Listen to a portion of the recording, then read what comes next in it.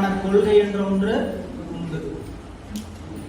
அந்த கொள்கையை நாம எதிலும் தெரிஞ்சுக்கலாம் அப்படின்னா, கொள்கையை நூல்கள்ல விளக்கமாக இந்த சமயம் என்ன சொல்கிறது கொள்கைங்கிறத அந்த நூல்கள், அந்த சமயத்தினுடைய நூல்கள்ல நம்ம விளக்கமா பார்க்கலாம். நம்ம சைவ சமயத்தினுடைய கொள்கை பொருட்கொள்கை என்ற ஒன்று உண்டு, தத்துவ கொள்கை என்ற ஒன்று உண்டு. பொருட்கொள்கையை தெரிந்து கொள்வதற்கு நமக்கு சைவ சித்தாந்த நூல்கள் பயன்படுது. தத்துவ கொள்கையை தெரிந்து கொள்வதற்கு நமக்கு திருமுறைகள் பயன்படுது. சுருக்கமா சொன்னோம்னா, பொருள் விளக்கத்தை பார்க்கணும்னா சாத்திரத்துல பார்க்கணும், கொள்கை விளக்கத்தை பார்க்கணும்னா திருமுறையில பார்க்கணும். என்னங்க கொள்கை உங்க கொள்கை அப்படின்னு நீங்க கேட்பீங்க. எல்லாருக்குமே கொள்கை உண்டுன்னு போன வகுப்புல படிச்சோம். கொள்கை இல்லாதவங்க யாராவது இருக்கிறோமா? கொள்கை இல்லாத இருக்கிறோமா? காலையிலே 8 மணிக்கு எந்திரிக்கிறது என்னுடைய கொள்கை. என்னுடைய கொள்கை 8 மணிக்கு எந்திரிச்சது என்னுடைய கொள்கை. அப்புறம் எழுந்த உடனே பல் தேய்க்காம பெட் காபி சாப்பிட்றது என்னுடைய கொள்கை. அப்படின்னு ஒவ்வொருத்தரும் 7 மணிக்கெல்லாம் சாப்பிட்டுருவேன் இரவு, அது என்னுடைய கொள்கை. 9 மணிக்கு மேல போனை உபயோகப்படுத்த மாட்டேன், இது என்னுடைய கொள்கை. அப்படியெல்லாம் சில பேர் ஒரு கொள்கை இருப்பான். அப்படியெல்லாம் சொல்லாதீங்க ஐயா, நான் எந்த கொள்கையும் வச்சுக்கிறது இல்லையா, நான் எந்த கொள்கையும் வச்சுக்கிறது இல்லையா. எந்த கொள்கையும் வச்சுக்காத உன் கொள்கையா, எந்த கொள்கையும் வச்சுக்காத உன்னோட கொள்கை, அவ்வளவுதான். அப்படின்னு தவிர குறிக்கோள் இல்லாம ஒரு நிலைப்பாடு நம்ம இடத்துல இருக்காது. ஏதோ குருட்டாம் போக்குல போயிட்டு இருந்தாலும் கண்டிப்பா என்ன பண்ணுவோம்னு கேட்டீங்கன்னா, ஏதோ ஒரு வழியில போயிட்டு இருப்போம். எனவே நம்மளுடைய அறிவு கொள்கை விளக்கத்தை பயன்படுத்தி, அதாவது சமயம் எதுக்கு கொள்கை விளக்கம் சொல்றது கேட்டீங்கன்னா, என்ன செய்ய வேண்டும் இந்த சமயத்தில் இருக்கிறவங்க அப்படின்னு சொல்லக்கூடியது கொள்கை. என்ன சொல்றார் கொள்கை விளக்கம் திருமுறையில? இறைவனை வாழ்த்துங்கள், வணங்குங்கள், நினையுங்கள். இவ்வளவுதான் கொள்கை.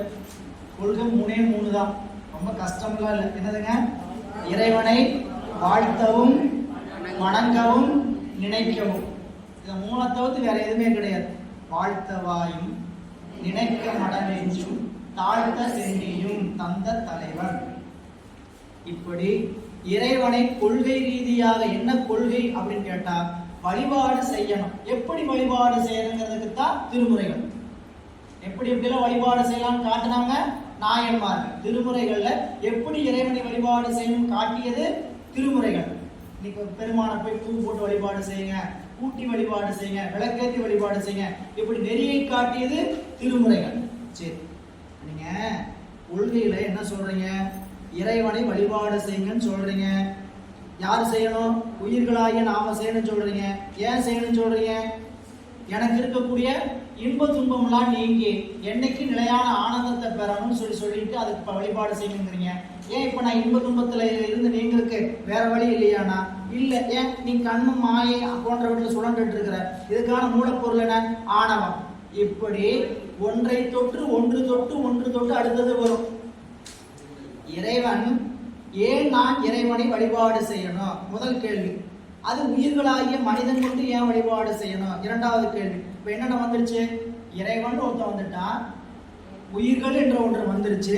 மூன்றாவது ஏன் வழிபாடு செய்யணும்? நான் அறியாமையில் இருக்கிறேன், அறியாமையின் காரணமாகத்தான் எனக்கு துன்பம் வருகிறது. அந்த துன்பத்தை நீக்குவதற்காகத்தான் இந்த உலகில் இறைவன் உடம்பை கொடுத்து அனுப்பி இருக்கிறார். இந்த உடம்பு நீங்கி இறைவனோடு நான் கலக்க வேண்டும். அந்த காரணத்துக்காக நான் அவனை வழிபாடு செய்யணும் சொல்லி, இறைவன் உண்டு, உயிர்கள் உண்டு, எனக்கு அறியாமையை செய்கின்ற பொருள்கள் உண்டு, இத்தனையும் தத்துவ ரீதியாக கொள்கை ரீதியாக பொருளை தெரிந்து கொள்வதற்கு பெயர் சாத்திரம்.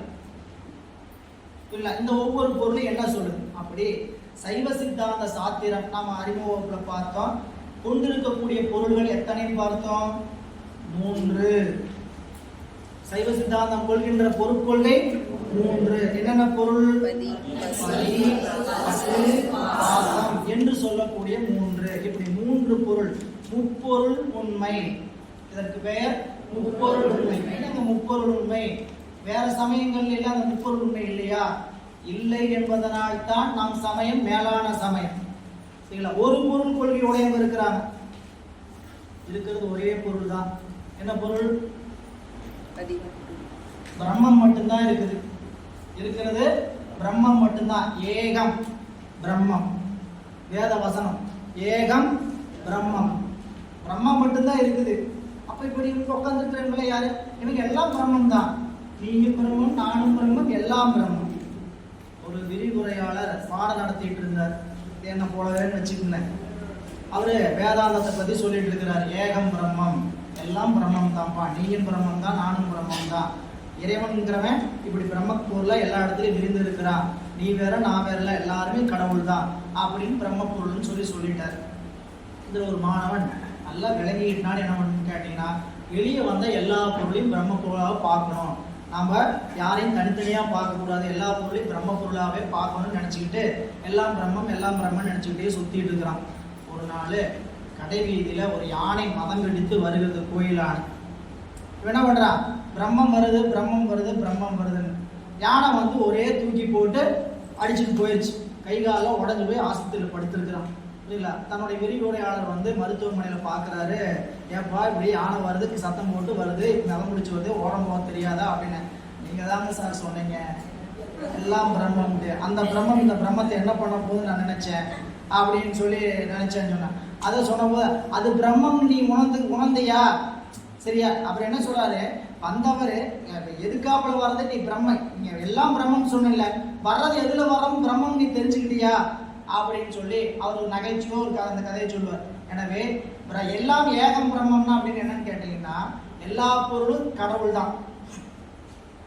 ஏன் இப்படி வேற மாதிரி காட்சி அளிக்குதுன்னா அதுக்கு காரணம் சொன்னாங்க. அதெல்லாம் மாயை என்ற ஒரு பொருளின் கலப்பினால் இருக்கிற கொள்கை என்னன்னு சொல்லிட்டாங்க, ஒரு பொருள் கொள்கை. ஏகான்மவாதிகள், அவங்களுக்கு பேர் என்னது, ஏகான்மவாதிகள். பரமான்மா மட்டும்தான் இருக்குது. அப்ப இந்த சீவான்மாலாம் ஒண்ணு கிடையாது. அப்புறம் ஏன் இப்படி தோற்றம் அளிக்குதுன்னு கேட்டா, உயிர்கள் எல்லாம் மாயை என்ற ஒன்றோட கூடிய. அப்ப மாயைங்கிற ஒரு பொருளை சொல்றீங்க, ரெண்டாவது பொருளை சொல்றீங்கன்னா அந்த மாயைங்கிறது பொருள் கணக்குல வராது, அது சொல்ல வராத ஒரு பொருள், அனிர்வசனீய பொருள். இவங்க ஏகான்மவாதிகள் பேர், ஒரு பொருள் கொள்கையுடையங்க. இவங்களாவது ஒரு பொருள் கொள்கையுடையங்க. இன்னொருத்தங்க இருந்தாங்க, எந்த பொருளும் கிடையாது, கண்ணில் பார்த்தா மட்டும்தான் நம்புவோம், பூதங்கள் 4 தான் இருக்குது இப்படின்னு சொன்னவர்கள் சமணர்கள், நாத்திகவாதிகள். சிவஞான போதம் முதல் நூற்பாகளை பார்க்கக்கூடிய செய்தி. எனவே சித்தாந்தம் சொல்லக்கூடிய பொருள் முப்பொருள் என்பது என்னன்னு கேட்டீங்கன்னா, பதி பசு பாசம். இந்த பதி பசு பாசம் என்று சொல்லக்கூடிய 3 பொருள் கொஞ்சம் விரித்தும் சொல்லப்படலாம். சரிங்களா? எப்படின்னு கேட்டா, பாசத்தை 3 பொருளாக பிரிந்திருக்கும். அது மொத்தமா பாசம். பதி ஒருவன், இறைவன் ஒருவன், பசு உயிர்கள் எண்ணற்றன. பாசம் 3 பொருளாக விரியும். ஆணவம், கண்மம், மாயை. பொருள் எதன் அடிப்படையில் பிரிக்கப்பட்டது? இருக்கிற பொருள், உலகத்தில் இருக்கக்கூடிய பொருள் எத்தனை அடக்கிட்டாங்க? 3. இந்த 3 பொருள் 2 அடக்கலாம். இது 2 உயர்திணை, இது அக்ரிணை. தமிழ்ல இலக்கணப்படி பாத்தீங்கன்னா இந்த 2 பொருளுக்கு பேரு உயர்திணை, இதற்கு பேரு அக்ரிணை. சரி, உயர்திணைனா என்ன நாம படிச்சிருக்கிறோம்? அறிவுடைய பொருள்கள் எல்லாம் உயர்திணை. 6 அறிவு வரைக்கும், 4 அறிவு முதல் 6 அறிவு வரை இருக்கக்கூடிய பொருள்கள் எல்லாம் உயர்திணை. அதுல வராத பொருள்களுக்கு பேரு அக்தி இழ்திணை. அக்ரிணைங்க, அக்தி இணை, அதுதான் அப்படின்னா அதுல வராத. சொல்லுங்க, அறிவில்லாத பொருள் கூட அங்க சொல்லல, அதுதான் தமிழ். அறிவில்லாத பொருள் அக்ரிணைன்னு சொல்லல, அந்த அறிவுடைய பொருள் இல்லாத பொருளுக்கு பேரு அக்ரிணை அப்படின்னு சொன்னாங்க. இப்படி பதி பசு பாசம் என்று சொல்லக்கூடிய 3 முப்பொருளும் எப்படி பிரித்தார்கள் அப்படின்னு கேட்டீங்கன்னா, அறிவை அடிப்படையாக கொண்டு பிரிக்கப்பட்டது. அறிவை அடிப்படையாக கொண்டு பிரிக்கப்பட்டது. நீங்க கடை வீதிக்கு போறீங்க, சந்தைக்கு, காய்கறி சந்தைக்கு. காய்கறி சந்தையில காய்கறி கடையில தக்காளி வரிசையா முன்னாடி வரிசையா இருக்குது. இந்த தக்காளியை பார்க்குறீங்க, 4 கூரை இருக்கு. இந்த தக்காளி நல்லா இருக்குதுன்னு பார்த்துட்டு நம்ம இந்த தக்காளி எடுக்க போனா அது கிலோ 60 ரூபா. 60 ரூபாய். இப்போ இது 40 ரூபா, இது 30 ரூபா, இது 20 ரூபா. ஏன் 4 பிரிச்சாங்க? அளவு. புரியல? தரம், தரமும் அளவும். இது பார்க்கறதுக்கு நல்லா பெருசா, வெட்டுறதுக்கு ரொம்ப எளிமையா. நம்ம வீட்டில் என்ன பண்ணலாம், பெரிய தக்காளியா வாங்கிட்டு வாங்க. ஏங்க இப்படி பண்றீங்க நீங்க? வாங்கிட்டு வரணும். சின்னதா நாம விலை கம்மியா இருக்கு, சின்னதா வாங்கிட்டு வந்தோம்னா, பெரிய தக்காளியா வாங்கிட்டு வந்தா வெட்டுறது கொஞ்சம் எளிமையா இருக்கும், பெரிய தக்காளியா வாங்கிட்டு வாங்க அப்படின்னு. இப்போ தரத்தினுடைய அளவு, அதனுடைய எண்ணிக்கை, இதை பார்த்து என்ன பண்றாங்க, விலை நிர்ணயம் பண்றாங்க, கூறு பிரிக்கிறாங்க. இந்த கூறு பிரிப்பது போல இறைவனின் உயிர்களையும் உயிர் உலகமாகிய சடத்தையும் எதை கொண்டு வகுத்தார்கள் கேட்டீங்கன்னா அறிவு அடிப்படையில் வகுத்தார்கள். முதல் பொருளாகிய பதி, அது பேரறிவு. அறிவல்ல நம்மளுடைய அறிவு. உயிருக்கு குணம் என்னன்னு கேட்டீங்கன்னா அறிவுதான் உயிருடைய குணம். எப்பயும் உயிரை விட்டு அறிவு நீங்கவே நீங்காது. குணம் நீங்கினால் பொருள் இருக்காது. எந்த பொருளுக்கு குணம் இருக்குதோ, ஏன்னா எந்த பொருள் எல்லாம் குணங்களுடையவன், குணம் இல்லாம ஒரு பொருளும் இருக்காது. நிலம்னா அதுக்கு ஒரு குணம் இருக்குது, மலம்னா ஒரு குணம் இருக்குது, தண்ணீர்னா ஒரு குணம் இருக்குது. ஒவ்வொரு பொருளுக்கும் ஒரு குணம் உண்டு. குணம் அந்த பொருளை விட்டு நீங்கன்னா என்ன இருக்காது, பொருள் இருக்காது. பூவுக்கு என்ன குணம், நாற்றம். சரிங்களா? இந்த நாற்றம் எங்க இருக்குன்னு தேடுறீங்க. ஒரு மல்லிகைப்பூ கையில் எடுத்து வச்சுக்கிறீங்க, ஒரு ரோஜாப்பூ கையில் எடுத்து வச்சுக்கிறீங்க. இந்த நாற்றம்னா நம்ம சொல்ற நாத்தம் இல்லை. சரிங்களா? நாற்றம்னா மனம், இயல்பா அந்த சொல்லுக்கு அதுதான் பொருள். எங்க நாற்றம் வருது, முதல் இதழ் வருதா, வரல, தெரியல. ரெண்டாவது இதழ் வருதா, தெரியல. மூணாவது பிச்சு எங்க நாற்றம் வந்து தேடிட்டே போனீங்கன்னா குணம் போனா குணி இருக்காது. குணம் போயிருச்சுன்னா குணி பொருள் இருக்காது. தண்ணீர்ல குளிர்ச்சி தான் அதனுடைய குணம். ஒவ்வொரு பொருளுக்கும். அப்ப ஆன்மாவாகிய உயிர்களாகிய நமக்கு எது குணம் என்றால் அறிவுதான் உயிர்களுடைய குணம். இப்போ அந்த அறிவு என்ன ஆயிருக்குன்னு கேட்டீங்கன்னா ஒரு பொருளால் மறைந்து இருக்குது, அறியாமை வயப்பட்டு இருக்கிறது. எப்படி அறியாமை வயப்பட்டு இருக்குது? ஒவ்வொரு உயிருக்கும் ஆன்மாவுக்கும் இறைவன் ஏன் இந்த பிறப்பை கொடுக்கணும்னு கேட்டீங்கன்னா நாம் அறியாமையின் காரணமாக துன்பப்படுறோம். அந்த துன்பத்தில் இருக்கிறோம்னே தெரியாம அந்த அறியாமையில் இருக்கிறோம். அந்த அறியாமை நீக்குவதற்காகத்தான் பிறப்பை இறைவன் கொடுக்கிறார். அது தனிப்பகுதி. இப்படி உயிரினுடைய அறிவு எப்படிப்பட்ட அறிவு, சிற்றறிவுன்னு சொல்றீங்களே, எப்படி சொல்றீங்கன்னு கேட்டா நமக்கு என்னென்னலாம் நம்மளுடைய அறிவு லட்சணம் கேட்டீங்கன்னா உணர்தலின் நமக்கு முதல் நிலை லட்சணம் என்னன்னு கேட்டா அறிவிக்க அறிவோம். எதையும் அறிவிக்காம அறியவே முடியாது. எதையுமே அறிய முடியாதா?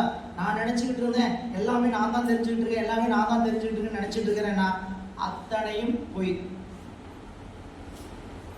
ஒரு பொருளை நாம தெரிஞ்சுக்கணும்னா வேறொருத்தர் அறிவிக்கவே அறியணும். அந்த வேறொருத்தர் வேற யாரும் இல்லை, சிவம் தான். சிவம் அவங்க அறிவில் இருந்து நமக்கு அறிவிக்குது, அவ்வளவுதான். புரிஞ்சுக்கிற மாதிரி வச்சுக்கோங்க. நாம முதல்ல படிக்க தொடங்கணும். இன்னைக்கு எப்படி படிக்கிறீங்க?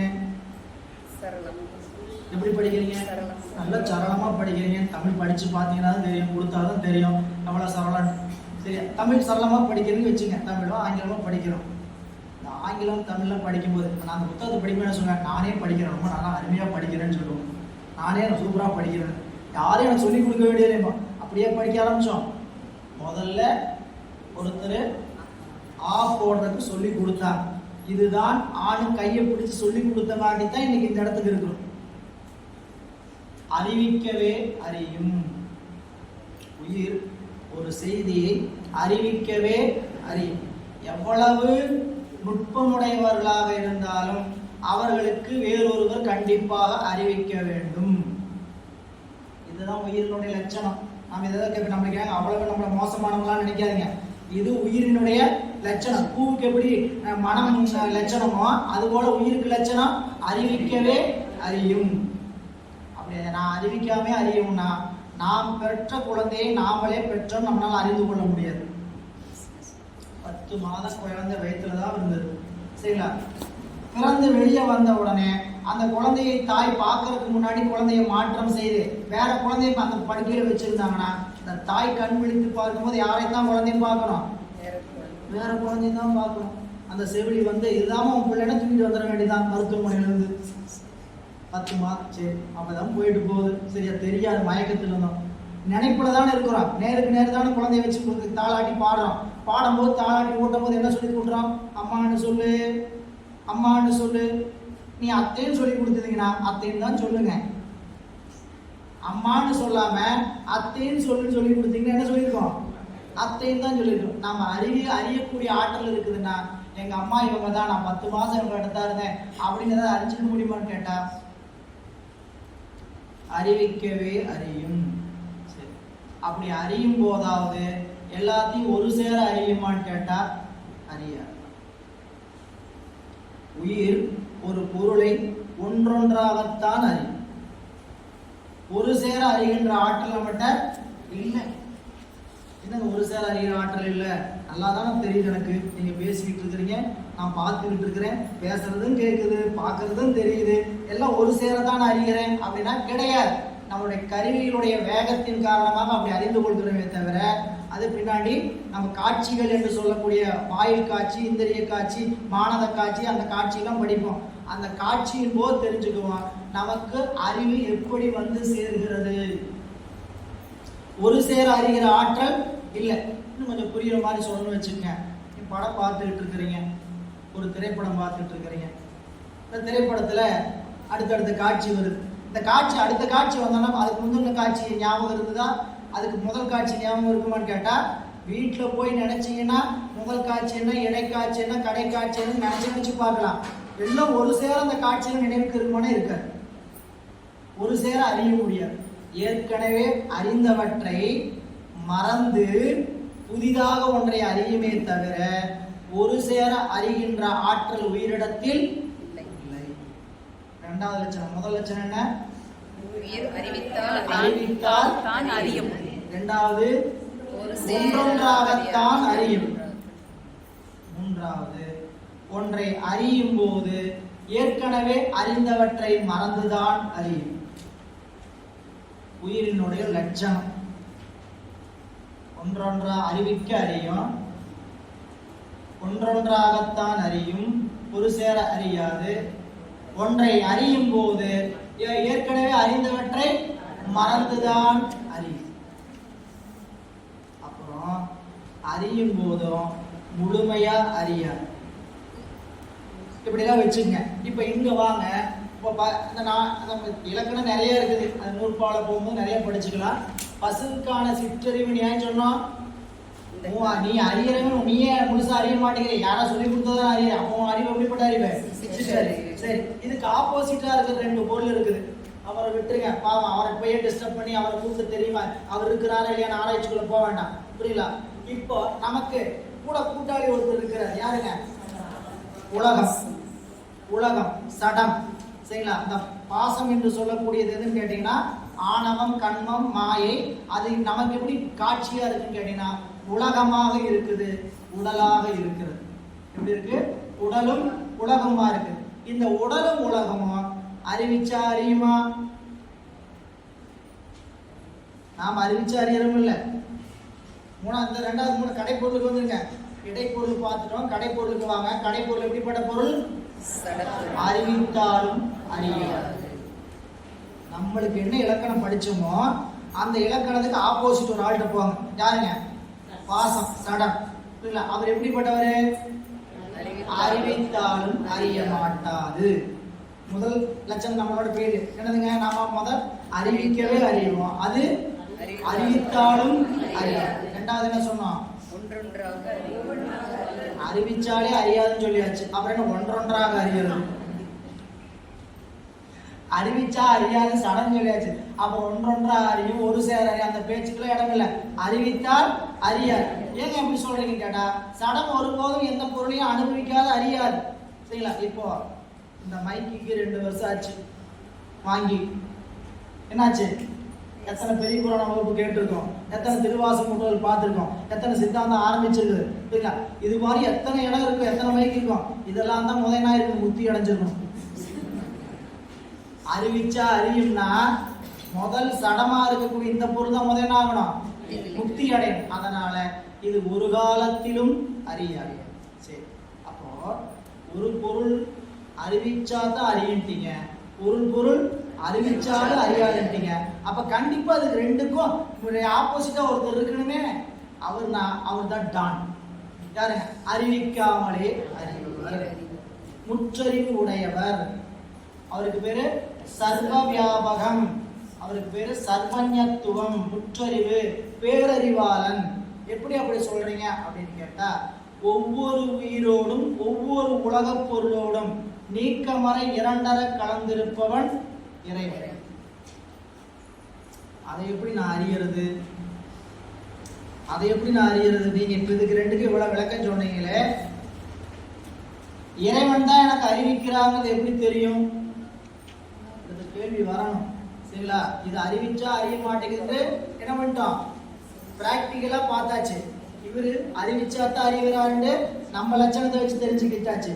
மூணாவது ஒரு பொருள் இருக்குன்னு சொல்றீங்களே, பதி என்று சொல்லக்கூடிய இறைவன், அவர்தான் நமக்கெல்லாம் அறிவிக்கிறார், எல்லாவற்றையும் ஒரு சேர அறிகிறார்னு சொல்றீங்களே, அதுக்கு என்ன ஆதாரம் அப்படின்னா, இப்ப நம்ம ஒரு செயலை செய்யும் போது அந்த செயலை நமக்கு உள்ளுணர்வாக இருந்து ஒருத்தர் சொல்லிக்கிட்டு இருக்கிறார். எனக்கு யாரு வேணா எதை வேணா அறிவிக்கலாம். எனக்கு ஒருத்தர் ஒரு செயலை இப்படி செய்யணும் அறிவிக்கலாம். என்கிட்ட அந்த அறிவுக்குள்ள வாங்குற தன்மைன்னு ஒண்ணு இருக்கா இல்லையா? நம்ம பாடம் சொல்றோம், எல்லாரும் கேட்கிறோம், சரி சரி சொல்லிட்டே இருக்கிற, சொல்லுங்க சொல்லுங்க அப்படின்னு கேட்டுக்கிட்டே இருக்கிறோம். உள்ள இருந்து அதை கேப்சர் பண்றதுக்கு ஒருத்தர் இருக்கிறார். என்னுடைய அறிவு இங்க உங்களை பார்த்து சொல்லிக் கொண்டு இருக்கும் பொழுது, உங்களுடைய அறிவு இதை கேட்டுக்கொண்டு இருக்கும் பொழுது, இந்த கேட்கின்ற தன்மையினால தான், என்னுடைய அறிவினால தான் நான் கேட்டுக்கொண்டு இருக்கிறேன். ஆனால் இந்த அறிவு இப்படி கேட்க வேண்டுமானால் கேட்பதற்கு உள்ளிருந்து ஒரு ஆற்றல் நம்மை செலுத்துகிறது.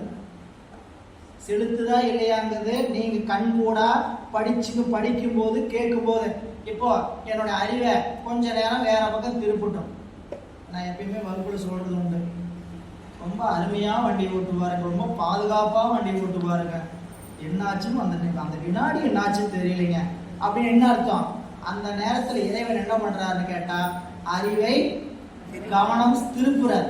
புரியல? இந்த ஆற்றல் தான் இந்த உலகத்துல. அதை நீங்க எந்த கடவுளா வேணா வச்சுங்க, நாம சிவம்னு படிக்கிறோம், புரியுங்களா? நமக்கு மேல் இருக்கக்கூடிய அந்த ஆற்றலை நாம் சிவம்னு சொல்றோம். ஒருத்தர் வேற கடவுள் சொல்றாங்க, இன்னொருத்தர் வேற கடவுள் சொல்றாங்க. ஆனா அவங்க சொல்றது சரி அப்படின்னு தான் இதுக்கு அர்த்தம். கடவுள்ங்கிறதுல கொள்கையில மாற்றமே கிடையாது. பேர் தான் வேற வேற வச்சிருக்கிறாங்க, பெயர் தான் வேற வேற வச்சிருக்கிறாங்க. கடவுள் என்ற ஒரே ஒருவர் தான். ஆனா அதை சொல்ல வந்த கொள்கை ரீதியான அருளாளர் என்ன பண்ணான்னு கேட்டீங்கன்னா, இதுதான் கடவுள், கடவுளுக்கு இவ்வளவுதான் லட்சணம் அவங்க வரையறுத்துட்டாங்க. அந்த வரையறையில மேலான வரையறை வரை சென்று தொட்டவர்கள் யாருன்னு கேட்டா சைவ சமயம்.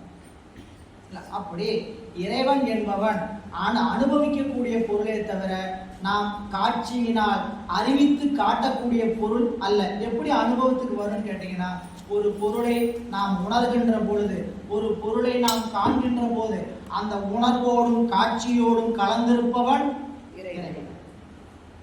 இல்ல, இதுதான் அந்த நம்மளுடைய பதி உண்டு என்கிறதுக்கு இன்னும் கொஞ்சம் இறைவன் இருக்கிறாரா இல்லையா அப்படிங்கிற ஆராய்ச்சிக்கு அடுத்த கட்டம் போகணும்.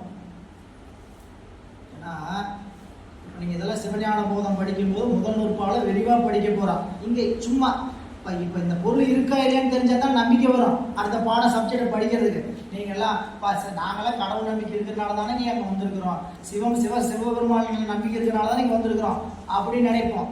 புராணம் படிப்பது வேறு, நாயன்மார்களுடைய வரலாற்றை கேட்டு பக்தி செலுத்துவது வேறு, தத்துவ ரீதியாக இறைவன் உண்டு என்று தெரிந்து கொண்டு பக்தி செலுத்துவது அதை விட ஆழமானது. நமக்கு என்னைக்குமே இந்த சிவம் தான் உறுதி பொருள் எப்ப நம்பிக்கை வரும்னு கேட்டீங்கன்னா, தத்துவ ரீதியா அப்படி ஒரு பொருள் உண்டு. சரி, இறைவன் பதி என்று சொல்லக்கூடியவன் இருக்கிறாரா இல்லையா அப்படிங்கிறதுக்கு எது பிரமாணம் அப்படிங்கும் போது, உலகத்துல ஒரு பொருளை நாம் அறிந்து கொள்வதற்கு பல வகையான பிரமாணங்கள் உண்டு. முதல் பக்கத்துல